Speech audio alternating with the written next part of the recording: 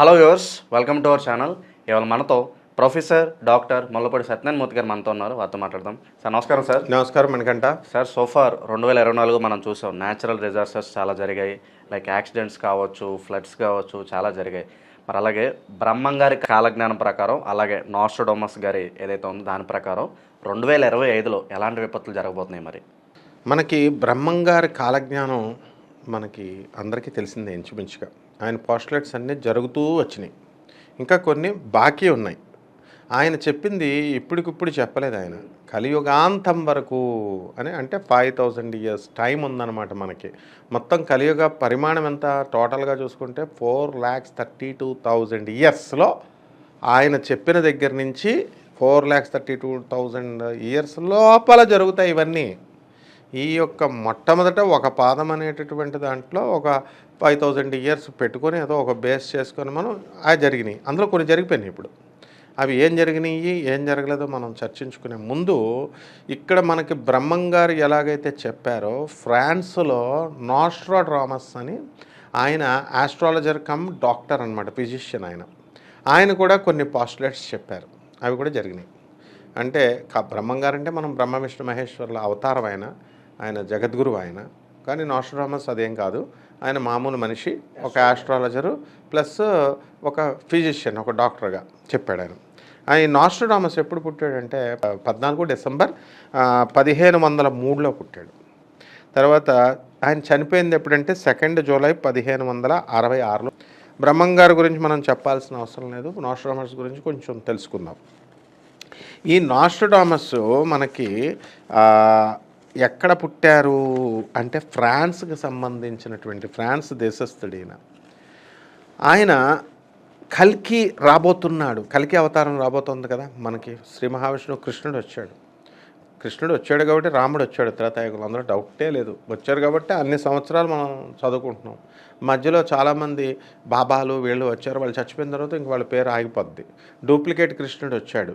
ఎవరైనా పౌండరిక వాసుదేవుడని ఆయన వచ్చాడు. నన్ను దేవుడిగా చూడండి అన్నారు. ఓ 10 మంది ఫాలో అయ్యారు, చచ్చిపోయారు. హిరణ్యకశిపుడు ఒక 10 మంది ఫాలో అయ్యారు, చచ్చిపోయాడు. నేనే దేవుడిని అంటే సత్యసాయిబాబా గారు, పుట్టపర్తి బాబా గారు వచ్చారు, నేనే దేవుడిని అన్నారు. కొంతకాలం నడిచింది. ఆయన చనిపోయిన తర్వాత కర్నూలు బాబా గారు, ఇవన్నీ ఆగిపోతాయి అన్నమాట. అంటే ఒరిజినల్గా నిజమైనటువంటి శ్రీ మహావిష్ణువు అవతారం అయినప్పుడు అది కలకాలం ఉంటుంది. త్రేతాయుగం ఉంటుంది, ద్వాపరయుగంలో ఉంటుంది. మధ్యలో ఎంతమంది వచ్చారో అంతమంది వచ్చినా కొంతకాలం నడుస్తుంది, తర్వాత ఉండదన్నమాట. సో అలా ఈ కల్కి అవతారం అనేటటువంటిది డెఫినెట్గా వస్తుంది. ఇది నాస్ట్రాడమస్ ఏం చేశాడంటే, నాస్ట్రాడమస్ క్వాట్రియన్ అంటాం. అంటే 4 శ్లోకాలలాగా ఉన్నదాన్ని దీన్ని క్వాట్రియన్ అంటాము. ఒక స్పెషల్ ఈవెంట్ ఏదైనా జరిగే ముందే ఈయన ప్రతిపాదించేవారు. దాన్నే నాస్ట్రాడమస్ ప్రిడిక్షన్స్ అని అంటాం అనమాట. ఈయన ఏజెన్లో పుట్టి తర్వాత సాలోన్ అనేటటువంటి దేశానికి మారారు. తర్వాత ఈ యొక్క ఎయిక్స్లో ప్లేగ్ వ్యాధి వచ్చినప్పుడు ఆయన లైరన్లో దేశంలో జరుగుతున్నప్పుడు ఇలా ప్లేసులు మారుతూ 1546 నుంచి 46 సంవత్సరాలు ఆ కాలంలో ఇవన్నీ కూడా ప్లేసులు మారుస్తూ వచ్చారు ఆయన. అండ్ ఈయన ఏం చేశారంటే ఈ ప్రొఫెసీస్ ఇస్తున్నారు. అంటే ప్రెడిక్షన్స్ అంటాం కదా జ్యోతిష్యంలో, అలా పాస్టులేట్స్, ప్రొఫెసీస్ అంటాం. ఆయన 1547లో రాయడం మొదలుపెట్టి ఈయన రాసినటువంటివన్నీ కూడా 1555లో ఒక బుక్ రూపంలో రాసి, ఇవన్నీ ఎంటైటిల్డ్ సెంచురీస్ అనేటటువంటి బుక్ పేరు అనమాట. ఎంటైటిల్డ్ బై సెంచురీస్ అని. దాన్ని ఏం చేశారు, ఈ వర్క్లో ఏముంటుంది ఈ పుస్తకంలో అంటే, ఆయన రైమ్డ్ క్వాట్రైన్స్ అంటే బ్రహ్మంగారు కూడా 2 లైన్లు 4 లైన్లు పోయమ్స్ లాగా రాశారు.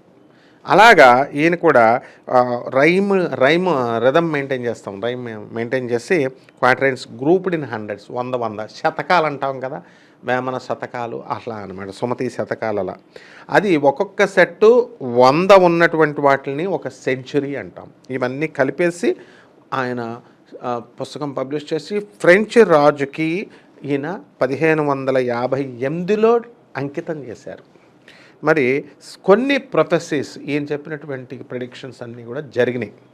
అండ్ ఆయన యొక్క పేరు పెరిగిపోయింది, వైడ్ స్ప్రెడ్ అయిపోయి అప్పుడు కోర్ట్ ఆఫ్ క్యాథరైన్ ది మెడిసిస్ వాళ్ళు పిలిచారు, ఆ కోర్టు పిలిచింది, అంటే ఆ రాజుగారు పిలిచారు. ఇప్పుడు మనం చెప్తే ప్రైమ్ మినిస్టర్ గారు పిలుస్తారు, అలా అనమాట. పిలిస్తే ఆమె ఎవరు ఆ కోర్టు అంటే ఒక హెన్రీ II ఫ్రాన్స్ రాజు యొక్క భార్య పిలిచి, క్వీన్ పరిపాలిస్తుంది అప్పుడు, ఆమె పిలిచి ఈయన్ని చెప్పమన్నది. అప్పుడు ఆయన ఏం చేశాడు, వాళ్ళ పిల్లల యొక్క హోరోస్కోప్ బ్రహ్మాండంగా చెప్పాడు. జరిగింది, జరగబోయేది అన్నీ కూడా కరెక్ట్గా చెప్పేశాడు. చెప్పేసరికి ఆయనకి ఫిజిషియన్ ఇన్ ఆర్డినరీగా అపాయింట్మెంట్ ఇచ్చారు. Charles 9th 1564లో. ఆ తర్వాత అప్పుడు ఇప్పుడున్నట్టుగానే మహాసమ్మేళనం ఉండేది. ఇప్పుడు మనం ఉన్న డూప్లికేట్ స్వామీజీల సమ్మేళనం, హిందూ మత సమ్మేళనాలు ఇలాంటివి కాదు. అక్కడ రోమన్ క్యాథలిక్ చర్చ్ ఉంటుంది. అది ఏం చేసిందంటే, అది ఇలాంటివి జరిగితే కండెమ్ చేస్తుంది. వాళ్ళు కండెమ్ చేయలేదు ఈయన్ని. అండ్ ఈయన ఫ్రెంచ్గా ఆయన 18th centuryలో ఫ్రెంచ్ రెవల్యూషన్ వస్తుంది అని ప్రెడిక్ట్ చేశాడు. అది జరిగింది, ఫ్రెంచ్ రెవల్యూషన్. అలాగే మన బ్రహ్మం గారు మనం తీసుకున్నప్పుడు 2025లో జరగబోయేవి, గతంలో జరిగేవి కొన్ని చెప్పారు. ఇక్కడ ఏంటంటే, ఒక విగ్రహం మాట్లాడుతుంది అన్నారు. మనం ఏమనుకుంటాం, విగ్రహం అనగానే ఒక రాయి అనుకుంటాం. ఆ రాయి ఇంకా మాట్లాడలేదు అంటాం. మాట్లాడడం కాదు, విగ్రహం అంటే అవి కాదు, మనం అన్వయించుకోవాలన్నమాట సమకాలీన పరిస్థితుల్లో. అంటే ప్రవచనకారులు ఎక్కువైపోతారు, మనుషులే ప్రవచనకారులు, విగ్రహాలు, మానవ విగ్రహాలు, ప్రవచనకారులు ఎక్కువైపోతారు, నీతులు చెప్పేవాళ్ళు ఎక్కువైపోతారు అని అర్థం. ఎవరు చూసినా మైకులు పట్టుకొని స్పీచ్లు ఇచ్చేస్తున్నారు, రాజకీయ నాయకులు ఇచ్చేస్తున్నారు, ఆధ్యాత్మిక ప్రవచనకారులు ఇచ్చేస్తున్నారు, బాబాలు ఇచ్చేస్తున్నారు, స్వామీజీలు ఇచ్చేస్తున్నారు, ఒకడో ఇంప్లిమెంట్ చేసేవాడు ఉండడు. అందుకని మనసా వాచా కర్మణ ఏదైతే చెబుతామో అది ఆచరించి చెప్పాలి. అది చేయట్లేదు వీళ్ళు ఎవరు కూడా. అలాంటి వాటిని విగ్రహం అంటాం. అది అలా చెప్పారు. రెండవది, స్నో ఇన్ శ్రీశైలం. అక్కడ స్నో పిట్ వస్తుంది. అంటే శ్రీశైలం గుళ్ళో మనం అమెరికాలో జరుగుతున్నట్టుగా వర్షాలు వచ్చేసి, మంచు వర్షాలు మల్లికార్జున స్వామి వారు మాట్లాడతారు అన్నారు. అంటే ఇక్కడ మనం ఏమనుకుంటాం, శ్రీశైలం మల్లికార్జునుడు, శ్రీశైలం అనగానే మల్లికార్జునుడు, ఆయన వచ్చి మాట్లాడతాడు అని అనుకుంటాం. ఫ్యూచర్లో ఇవన్నీ కూడా ఎలా ఉంటాయంటే, ఒక పక్షులు కూలిపోతాయి అని చెప్పారు. అంటే మనం ఏమనుకుంటాం, పక్షులు ఇదేంట్రా తెల్ల పక్షులు కూలిపోతాయని అన్నారని, తెల్ల పక్షులని మనం చూస్తూ ఉంటాం. అవి విమానాలు, పుష్పక విమానాలు. అప్పుడు రావణాసురుడి కాలంలో అవి తెల్ల విమానాలు, ఎన్నో ప్లేన్ క్లాషెస్ జరిగినాయి. అలాగే ఇక్కడ కూడా ఏంటంటే, అమెరికాలో ఉన్నటువంటి వాళ్ళంతా కూడా స్నోఫాల్ ఎక్కడైతే వస్తుందో అలా ఇండియాకు కూడా వచ్చేస్తుంది స్నోఫాల్. ఇప్పుడు హిమాలయ పర్వతాలన్నీ కూడా మంచు కరిగిపోయి తప్పకుండా అవన్నీ కరిగిపోయి మల్లికార్జునుని పేరు ఎంతమందికి లేవు. వాళ్ళు అందులో ఎవరో మల్లికార్జున అనేటటువంటి పేరు ఉన్నటువంటి బాబా వస్తాడు. ఇప్పుడు రావట్లేదా, నేను అవధూతని అని చెప్పేసి, నేనే దత్తాత్రేయుడు అవతారని అని చెప్పేసి మాట్లాడుతున్నారు. అలా జరగచ్చు, చూద్దాం. నెక్స్ట్, తెల్ల కాకులు ప్రతి ఊర్లో ఏడుస్తాయి అన్నారు. అంటే తెల్ల కాకులు అంటే ఎవరండి? నరఘోష. ఫారినర్స్ ఇండియా మీద ఏడట్లేదా? మనల్ని సప్రెస్ చేయాలని, ఇప్పుడు అమెరికా సప్రెస్ చేయాలని బంగ్లాదేశ్ మీద ఇంకో మనిషి మీద ఏడుస్తారు అంతే. ఇలాంటే కానీ విగ్రహం శ్రీశైలంలో జరుగుద్ది. శ్రీశైలంలో మల్లికార్జున అనేటటువంటి పేరున్నటువంటి ఒక వ్యక్తి, అతను మాట్లాడతాడు. అప్పుడు మంచు వర్షం వస్తుంది, డెఫినెట్గా వస్తుంది, ఇప్పుడే వస్తున్నాయి. యాసిడ్ రైన్స్ వస్తున్నాయి. బెజవాడలో కనకదుర్గమ్మ దేవస్థానంలో, అక్కడ బెజవాడ ఊరిలో మనం బంగారపు వర్షం పుడిచింది. మాధవవర్మ కాలంలో రాజులు పరిపాలించినప్పుడు అది ఆర్కియలాజికల్ డిపార్ట్మెంట్ నమోదు చేసింది. యాసిడ్ రైన్స్ పడుతున్నాయి, వడవర్షాలు పడుతున్నాయి. అలాగే మంచు వర్షం వస్తుంది. మల్లికార్జునరావు మాట్లాడతాడనమాట. అలాగే నెక్స్ట్ మనకి ఈ శివుడు ఏడుస్తాడు అంటున్నాడు. శివుడు రోజు ఏడుస్తున్నాడు మనం చేసే వెధవ పనులు చూసి. ప్రతి మనిషి ఏంట్రా హాయిగా స్వతంత్రత శక్తి ఇచ్చి వీళ్ళు మంచిగా బతకండ్రా అంటే, వీళ్ళు ఏం చేస్తున్నారు, డబ్బులు అక్యుములేషన్ ఆఫ్ వెల్త్, ఒక్కొక్కడి మీద డిస్ప్రొపోర్షనేట్ ఆఫ్ అసెట్స్ కేసులు పెట్టేయాలి. ప్రతి ఒక్క ఆఫీసర్ మీద, ప్రతి ఒక్క పొలిటీషియన్ మీద. అప్పుడు కరెక్ట్గా సెట్ అయిపోతారు. అందరూ అక్రమాలకు మించి ఆస్తులకు మించినటువంటి ఆస్తులు కలిగే ఉన్నారు. మరి ఎక్కడ పెడుతున్నారు? పెట్టట్లేదు కదా. ఒకళ్ళు వీళ్ళు, నేను ఒక మంచి ఉద్దేశంతో ఎవరైనా పేదవాళ్ళ కోసం పాటుపడుతున్నాడా? ఎవ్వడూ పాటుపడట్లేదు. పేదవాళ్ళకి సేవ చేయాలని చూస్తున్నారా? చేయట్లేదు. Help the poor, help the need చేయట్లేదు. కాబట్టి శివుడు ఏడుస్తున్నాడు, రోజు ఏడుస్తున్నాడు. బ్రహ్మంగారు చెప్పినవన్నీ జరుగుతున్నాయి, ఎప్పుడో జరుగుతాయి అనుకోకల మిడిమిడి జ్ఞానంతో చెప్పకూడదు. నేను ఒక ప్రొఫెసర్గా, ఒక అధర్వణ వేద పండితుడిగా నేను సమకాలీన సైన్స్ని, ఫ్రాన్స్లో ఉన్నటువంటి నాస్ట్రోడామస్ని, తర్వాత ఆయన ప్రిడిక్షన్స్ని, ఆయన ప్రొఫెసెస్ని, వీరబ్రహ్మంగారిని కలగలిపి బ్లెండ్ చేసి చెప్తున్నాను. మోడర్న్ సైన్స్ని, ఏన్షియంట్ సైన్స్ని, వెస్ట్ అండ్ ఈస్ట్ని. మా గురుగారు అయినటువంటి పరమహంస యోగానంద్ జీ, వైఎస్ఎస్ యోగదాస్ సత్సంగ్, లహరి మహాశయుడు అంటాం. ఆయన శిష్యుడు బాబాజీ శిష్యుడు లహరి మహాశయుడు శిష్యుడు యుక్తేశ్వర్ బాబాజీ పరమహంస యోగానంద్ జీ. మేము రాంచీలో వెళ్ళాం. మా గురువుగారు ఇంకా శాంతానందగిరి గారు, డైరెక్ట్ పరమహంస యోగానందజీ గారు శిష్యరకం చేసిన శాంతానందగిరి గారు ఇంకా ఉన్నారు. అలాగే ఈ యొక్క మన రజనీకాంత్, సూపర్ స్టార్ రజనీకాంత్ ప్రతి సంవత్సరం వెళ్ళి బాబాజీని కలుస్తాడు హిమాలయ పర్వతాలకు వెళ్ళి. బాబాని సినిమా అందుకే ఇలా తీసాడు, ఇలా పెట్టి. నెక్స్ట్ 12 రోజులు గోదావరి ఎండిపోద్ది, 13వ రోజున ఫుల్ ఫ్లడ్స్ వచ్చేస్తుంది అన్నాడు. అంటే గోదావరి నదే అని కాదు, గోదావరి గౌతమి అని పేరుంది. నది జీవనది, అన్ని నదులు కలిసి గంగా అని అంటాం, గంగా నది అంటాం. భీమా అమరజా నది మేము రోజు వెళ్తాం, గణగాపురంలోనే మా దుకాణం. మొత్తం పౌర్ణమి రోజున వచ్చేయండి భక్తులు, పౌర్ణమి రోజున వెళ్తే మీకు స్పెషల్గా దర్శనాలు ఇచ్చేస్తాడంటే జనాలు ఈ జ్యోతిష్కులు పంతుళ్ళు చెప్తుంటే వెళ్ళిపోవడమే అనమాట, వెళ్ళేసి తొక్కేయడమే, ముసలోళ్ళని, వికలాంగుల్ని అందరినీ తొక్కిపారేయడమే, ఇంకేం లేదు చిన్నపిల్లల్ని. కాబట్టి భీమా అమరజా నది రోజు ఎండిపోతుంది నాయన. కాబట్టి నది అది గంగా నదే, అది గౌతమి నదే. కాబట్టి ఏమీ నదులు ఎన్ని ఎండిపోలేదు 12 రోజులు. 13 ఫ్లడ్స్, ఓవర్ ఫ్లడ్స్ ఎందుకు రావట్లేదు? గోదావరి నది ఒడిన పుట్టినోండి నేను, రాజమండ్రి. మాకు తెలుసు నది ఎండిపోద్దంటే గోదావరిలో చూడకూడదు, రాజమండ్రిలో చూడకూడదు. రాజమండ్రిలో ఉన్నది అఖండ గోదావరి, ఒక చిన్న వర్షంలాగా, చిన్న త్రయంబకేశ్వర్లో చిన్న చుక్కలాగా పుట్టినటువంటిది నాసిక్లో. అలా అక్కడి నుంచి అన్ని స్టేట్స్ని కవర్ చేసుకుంటూ వచ్చి ఇక్కడ అఖండ గోదావరి అయింది. నువ్వు ఇది చూస్తే ఎట్లా? అక్కడ నాసిక్ దగ్గర రోజు ఎండిపోద్ది, అక్కడ సింగిల్ డ్రాప్గా పుట్టినది రోజు ఎండిపోతుంది. కాబట్టి బ్రహ్మంగారు ఈ విషయంలో చెప్పింది కూడా నది ఎండిపోతుంది, గోదావరి, భీమా అమరజా నదులు ఇవన్నీ కూడా ఎండిపోతున్నాయి అక్కడ డ్యామ్ ఆపేగానే, డ్యామ్ కట్ చేయగానే. సో ఇవన్నీ కూడా జరుగుతుంది. అండ్ మా ధవళేశ్వరం బ్యారేజ్లో ఎప్పుడైతే మూసేస్తామో గౌతమి పాయ బయటకు వెళ్తుంది, కాకినాడ సముద్రంలోకి, అరేబియన్ మహాసముద్రంలోకి వెళ్ళిపోతుంది. అక్కడ రోజు ఎండిపోద్ది అది. కాబట్టి బ్రహ్మంగారు చెప్పింది జరిగిందా జరగలేదా ఇవన్నీ ఏం అవసరం లేదు, జరుగుతున్నాయి. నెక్స్ట్, ఒక ముసలామ మేకపోతులాగా అరిచి మాయమైపోతుంది అన్నారు. ఇక్కడ మేకపోతు ఏం చేస్తుంది? బకరా అంటాం. అంటే ఏంటి? మేకపోతు, దాన్ని బలి చేసేవాళ్ళని, మోసం చేసేవాళ్ళని. ముసలామె ఏంటి? ఆమె ప్రతి తల్లి ఒక ముసలామే. ప్రతి తల్లి పిల్లల్ని కంటుంది. ఎందుకు కంటుంది? మీరు ఆనందంగా ఉండండి ఆయన అని పెంచుతుంది, పెద్ద చేస్తుంది. పెద్ద చేసిన తర్వాత ఏం చేస్తున్నారు వీళ్ళు? తిండి పెట్టకుండా తల్లికి, పెళ్ళంకి భయపడి తల్లిని, తండ్రిని ఓల్డేజ్ హోమ్లో వేసేస్తున్నాం. బకరాలు అయిపోయారు కదా, ఏడుస్తున్నారు వాళ్ళు, తల్లులు ఏడుస్తున్నారు. రే నేను ఇటువంటి ఘనమైనటువంటి కొడుకుని కన్నాను రా, సాఫ్ట్వేర్ ఇంజనీరింగ్ చేశాను, డాక్టర్ని చేశాను, అమెరికాలు పంపించాను, మేము ఇక్కడ మాడిపోతున్నాం నాయన అని పాపం కొడుకు చెప్పుకోలేక ఏడుస్తుంది. కన్న తల్లి మీద ప్రేమ చూపించలేరు పెళ్ళాలకు భయపడి, తర్వాత కన్న తల్లికి తిండి పెట్టలేరు వీళ్ళు. బ్రహ్మంగారు చెప్పింది జరిగిందా? ఇదిగో మేకపోతులా ముసలామే ఏడవడం, శ్రీశైలంలో ఉన్నటువంటి లేడీస్ అందరూ ఏడవడమే. నెక్స్ట్, మొత్తం దేశవ్యాప్తంగా ఉన్న తమ ముసలాములందరూ ఏడవడమే. కృష్ణా గోదావరి రక్తం ప్రవహిస్తుంది అన్నాడు. Basin of Krishna and Godavari ఎక్కడుందండి? అది మన ఆంధ్రాలో ఉంది, కర్ణాటకలో కొన్ని ప్రాంతాలు ఉన్నాయి. మరి వైఎస్ఆర్ పార్టీ జరుగుతున్నప్పుడు, ఈ యొక్క టీడీపీ పార్టీలు పరిపాలించేటప్పుడు రోజు గొడవలు జరగలేదా? గొడవలు జరిగి ఒకరినొకరు పొడి చేసుకోవట్లేదా?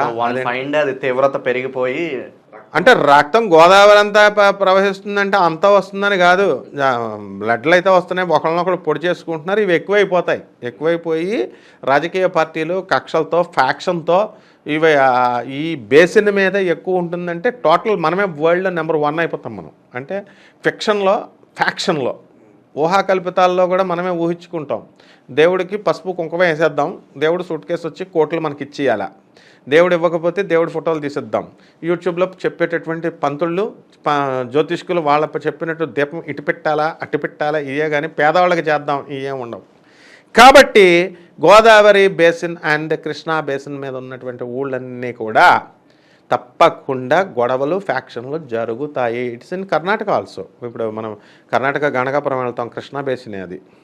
తర్వాత నెక్స్ట్ కృష్ణా నదిలో దుర్గా ముక్కు పుడక, ఇక్కడికి కృష్ణానది మంచి రేజ్ అయిపోయి ఇంద్రకీలాద్రి కొండ మీద ఉన్నటువంటి మన తల్లి కనకదుర్గమ్మ ముగ్గురమ్మల మూలపటమ్మ తల్లి ముక్కు పొడకని టచ్ చేస్తున్నాను.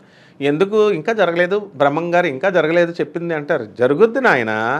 మొత్తం ఎప్పుడైతే ఈ కృష్ణానది ముక్కు పొడక దగ్గరికి వచ్చిందో మన అందరం పోతాం. అంటే మొత్తం వరల్డే మునిగిపోద్ది. జల ప్రళయం తప్పకుండా జరుగుతుంది. గట్టిగా 4 రోజులు వర్షాలు పడుతుంటేనే డ్రైనేజీలు FTL లెవెల్లో ఉన్న హైదరాబాద్లో ఉన్నాయన్నీ కబ్జాలు చేసేసి వాటర్ అంతా కూడా నిండిపోయి రెయిన్లు బాంబేలోను ఎక్కడ హైదరాబాద్లోనూ నడవలేకపోతున్నాం. ఇంకా ఆ లెవెల్లో వరదలు వస్తాయి. కనకదుర్గమ్మ తల్లి ముక్కు పుడకని తప్పకుండా టచ్ చేస్తుంది. కాబట్టి బ్రహ్మంగారు చెప్పేది ఏది కూడా జరగకుండా ఉండదన్నమాట. ప్రతిదీ జరుగుతుంది. అలాగే యాగంటిలో నంది రెక్కలు వచ్చి ప్రాణం వచ్చేసి రంకెలు వేస్తుంది అన్నారు.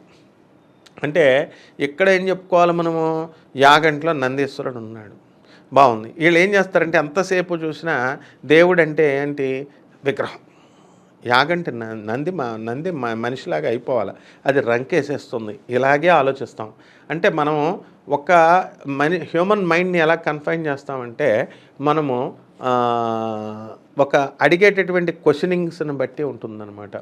ఒక పెద్ద గీతని చిన్న గీతగా చేయాలి, ఎలా చేయాలి, దాన్ని టచ్ చేయకుండా చేయాలి అన్నప్పుడు ఎలా చేయాలి అని ఆలోచిస్తాం. అంటే మైండ్ సెట్ ఆఫ్ క్వశ్చన్స్ అనమాట. మనం క్వశ్చన్స్ ప్రిపేర్ చేసినప్పుడు ఆ పెద్ద గీతని కూడా దానికంటే పెద్ద గీత గీసినప్పుడు ఈ మొదటి పెద్ద గీతని టచ్ చేయకుండా చిన్నదైపోయింది. సో అటువంటి రీజనింగ్లో వర్బల్ రీజనింగ్ అండ్ క్రిటికల్ రీజనింగ్లో అలాంటి ఒక క్వశ్చన్ ఇచ్చిన తర్వాత మళ్ళీ మార్చేసి 3 తర్వాత వచ్చేటటువంటి ఆడ్ నెంబర్ ఎంత అంటే మళ్ళీ 5 అని చెప్తాం. ఓకే, అంటే ఏ ప్యాటర్న్కి ఆ ప్యాటర్న్ మనిషిని మైండ్ని కన్ఫైన్ చేసేస్తాం. ఆ ప్యాటర్న్ మార్చినప్పుడు క్వశ్చన్ ఆన్సర్ దొరకదు. అలా విగ్రహం దేవుడు అనగానే విగ్రహం అని మనం అనుకుంటున్నాం. కాబట్టి యాగంటిలో నంది అంటే ఒక ఎద్దు. ఆ మధ్యకాలంలో ఈ ఏనుగులకి ఎలాగైతే మదమెక్కుతుందో, మదమెక్కినప్పుడు మత్తేభం ఈ అంకుశంతో పొడుస్తారో వచ్చేసి ఎన్ని చంపేయలేదు, మనుషుల్ని తొక్కేసింది. సో అలాగా ఒక ఆంబోతు కూడా డెఫినెట్గా రంకెలేసి ఊర్లో దొరికినట్టు కుమ్మేసింది. బోల్సార్లు నన్నే గుద్దేసింది ఒక ఆంబోతు ఇక్కడ. కాబట్టి ఈ ఇన్సిడెంట్లు కూడా జరుగుతాయి. కంగారు ఏం పడక్కర్లేదు. అంటే విగ్రహంలాగా వస్తుందని ఏమీ ఆశపడక్కర్లేదు.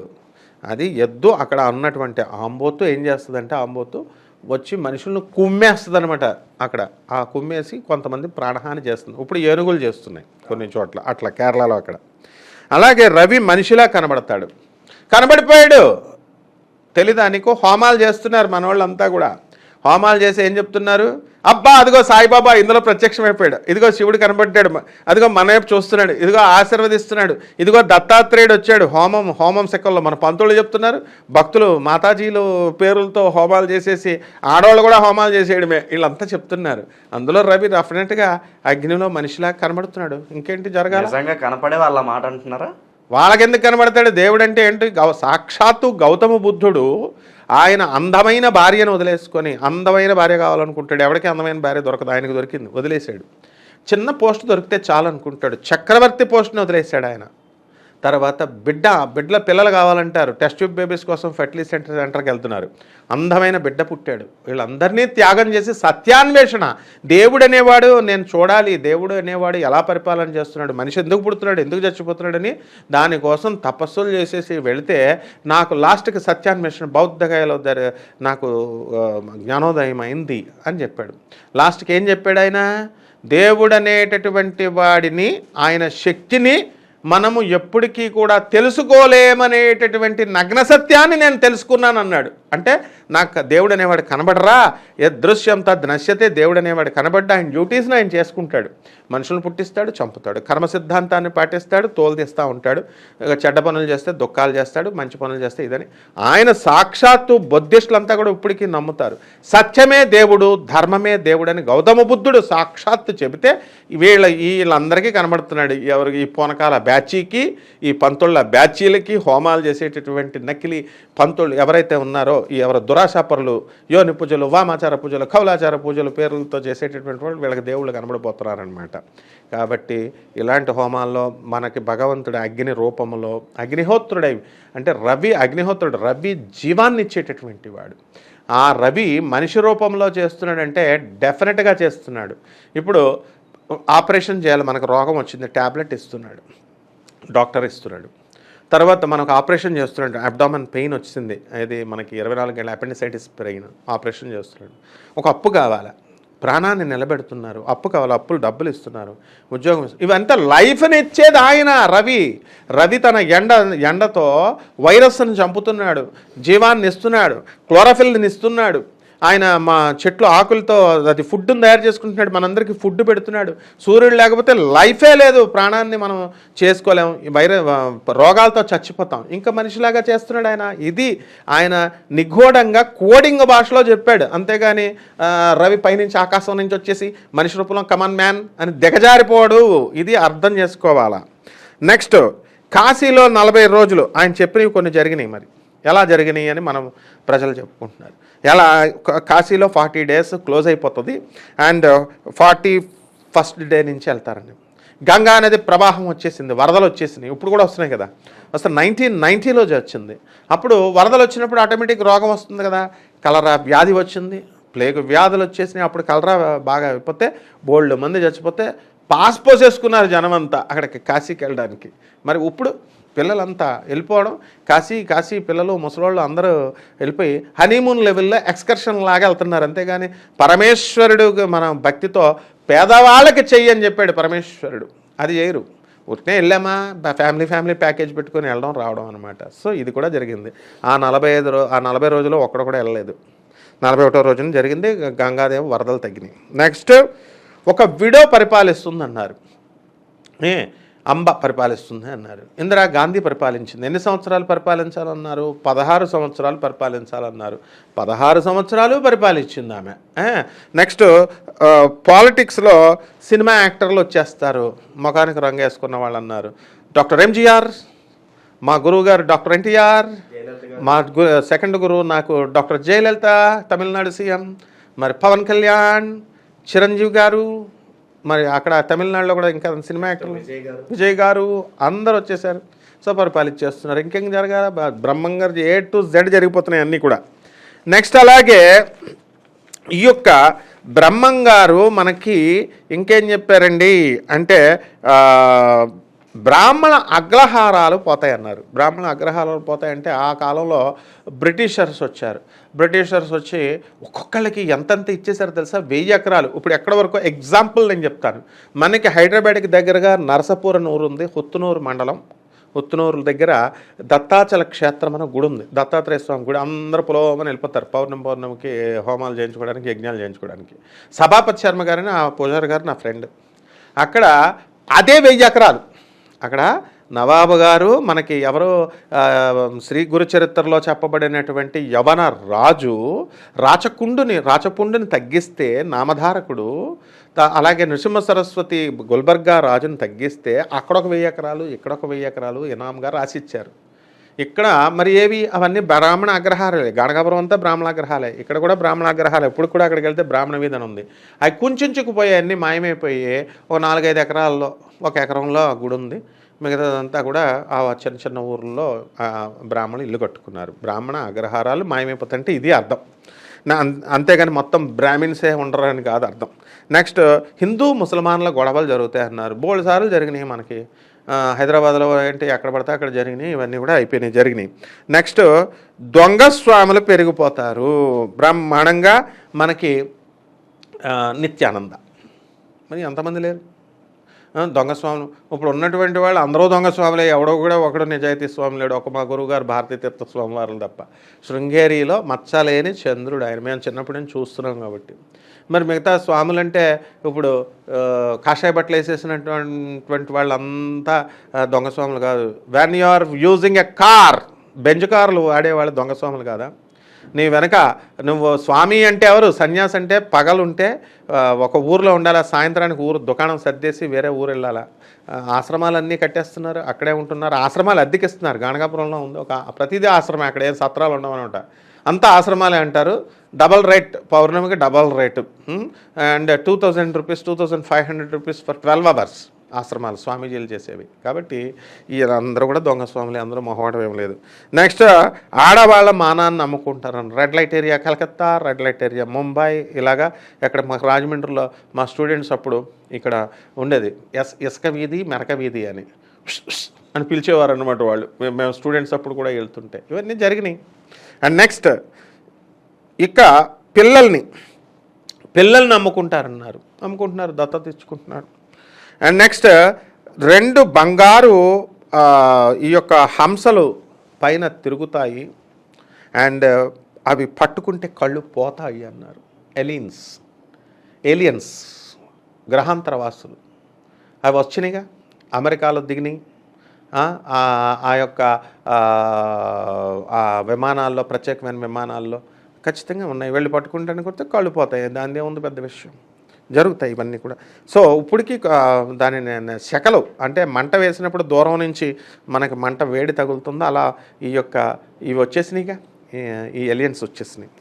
సో ఇలాగా మనకి 2025లో భారతదేశ యుద్ధం, బంగ్లాదేశ్ యుద్ధం జరుగుతుందిగా. అప్పుడు అరాచకాల యుద్ధం అంటే వెళ్ళిపోయి ఒక కంట్రీ మీద ఒక కంట్రీ కొడేసుకోవడం అవసరం లేదు. యుక్రెయిన్ రష్యా కొట్టుకున్నారు కదా మొన్నటిదాకా. అన్ని కంట్రీస్ అలా వార్స్ ఉంటానే ఉంటాయి, జరుగుతున్నాయి. ఆయన చెప్పినవి జరిగినాయి, ఫ్యూచర్లో కూడా 2025 కూడా జరుగుతాయి, ఏముంది పెద్ద.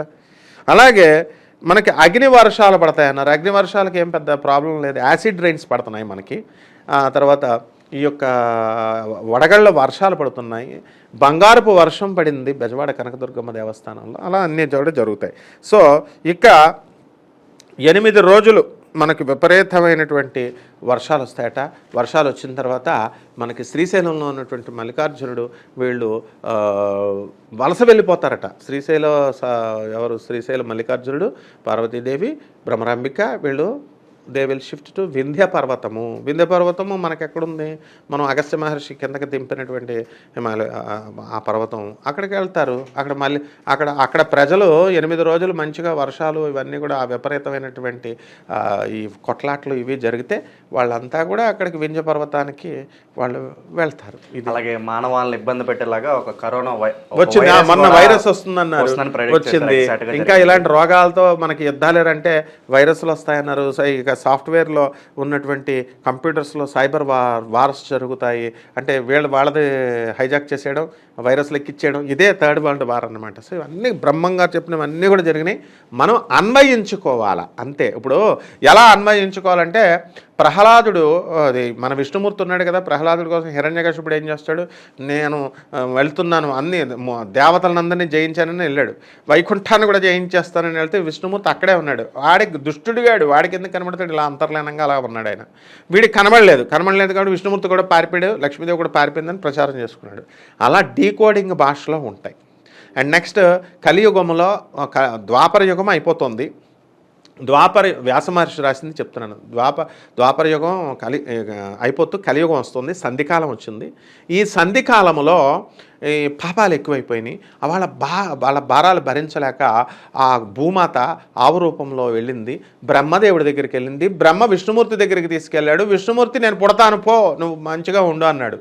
ఇలా రాశాడు వ్యాస మహర్షి. కోడింగ్ చేసుకోవాలా అంటే ఎలా చేసుకోవాలంటే, కలియుగం సంధికాలం వచ్చేసింది, అన్యాయాలు అరాచకత్వాలు పెరిగిపోయినాయి, మనం మోసపోతున్నప్పుడు అప్పుడు ఏం చేయాలంటే మనం రెవల్యూషన్ చేయకూడదు, బాధపడుతూ బ్రహ్మ దగ్గరికి వెళ్ళాడు, ఆవు రూపాన్ని ధరించాలంటే అప్పుడు మనం శాంతంగా ఉండాలి, కత్తులెట్టుకొని కటారులు పెట్టుకొని వెళ్ళకూడదు. మనం మంచిగా సత్వగుణాన్ని పెంచుకొని శాంతంగా ఉండి బ్రహ్మ దగ్గరికి వెళ్ళాడు. బ్రహ్మ అంటే ఏంటి, బ్రహ్మము అంటే పెద్దది అని అర్థం. అంటే విద్యలో పెద్దోడి దగ్గరికి కానీ, చదువులో పవర్లో పెద్దోడి దగ్గరికి కానీ, లేకపోతే వయసులో పెద్దోళ్ళ దగ్గరికి కానీ వెళ్ళి వాళ్ళని అప్రోచ్ అయింది. వాళ్ళు ఏం చేస్తారు, దేవుడి దగ్గరికి తీసుకెళ్తాడు. శ్రీ మహావిష్ణువు అంటే దేవుడు. అయ్యా వీళ్ళకి ఇలా జరిగింది అని మనం కోర్టుకు నివేదించుకుంటాం. వెళ్ళమ్మా సుప్రీంకోర్టుకి వెళ్ళు, హైకోర్టుకి వెళ్ళి అని నేను నివేదిస్తారు. అప్పుడు నీకు జస్టిస్ జరుగుద్ది, okay I will give you the result అని చెప్పేసి ఇస్తారు. అలా అన్వయించుకోవాలి. అలా భూదేవికి వచ్చిందనమాట. ఈ కాలజ్ఞానం బ్రహ్మంగారు చెప్పే ప్రతి ప్రతి ప్రెడిక్షన్ ప్రతిదీ జరుగుతోంది. నాస్ట్రాడామస్ చెప్పింది ప్రతిదీ జరుగుతోంది. కాబట్టి ఇందులో ఏమీ సందేహం లేదు. కలియుగం ఇంకా పూర్తయిపోవడానికి 4,32,000 సంవత్సరాలు ఉన్నాయి. మనం ఈ మధ్య ఇప్పుడు ధర్మంగా మనం నడుచుకొని పేదవాళ్ళకి అందరికీ మంచిగా చూసుకుంటూ help the poor, help the needy పాలసీలో వెళ్తే మనం ఉద్ధరించబడతాం. అంతేగాని బ్రహ్మంగారిది జరుగుతాయా జరగవా దీని మీద రీసెర్చ్ అవసరం లేదనమాట. ఇంకా 4,32,000 సంవత్సరాల్లో మనం సరిగ్గా ఉండకపోతే తోలు తీసేసడం జరుగుతుందనమాట. కాబట్టి అన్నీ ఖచ్చితంగా జరుగుతాయి మనకంట. Thank you sir. బ్రహ్మంగారి కాలజ్ఞానం గురించి చాలా బాగా చెప్పారు. మరి చూద్దాం 2025లో ఆయన చెప్పినట్టు యాస్టీస్ మరి జరుగుతలేదనేది వేచి చూద్దాం. నమస్కారం సార్. నమస్కారం.